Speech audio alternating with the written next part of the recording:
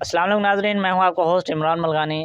ناظرین گرامی، آج کل ہمارے ملک کے جو حالات چل رہے ہیں، یا میں یہ کہنا پسند کروں گا کہ ہمارے ملک اسلامی جمہوریہ پاکستان کے جو کہ حالات چل رہے ہیں، یقین کریں ان حالات کو دیکھ کر دل خون کے آنسو روتا ہے۔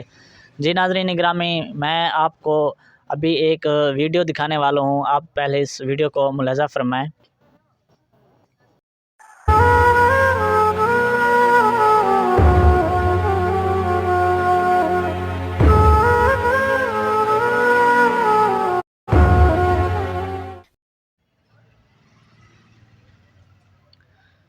جی ناظرین گرامی، ویڈیو آپ نے دیکھی ہوگی۔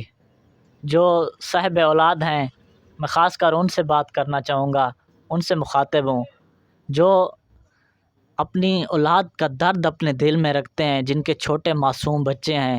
ان لوگوں نے اس ویڈیو کو ضرور محسوس کیا ہوگا۔ یار یہ کیا چل رہا ہے ہمارے ملک میں؟ ایک اسلامی جمہوریہ پاکستان میں ہم رہ رہے ہیں جہاں بیٹیوں کا بھی خیال نہیں کیا جاتا۔ ایک بیٹی کے سامنے باپ کو اس طرح سے روڈ پہ مارنا، یہ بہت زیادہ اذیت ناک بات ہے۔ یہ کربلا کے میدان میں یزید نے کیا تھا امام حسین کے ساتھ، اس کی 4 سالہ معصومہ کے سامنے امام حسین پر ظلم کیا تھا۔ آج وہی کام ہو رہا ہے۔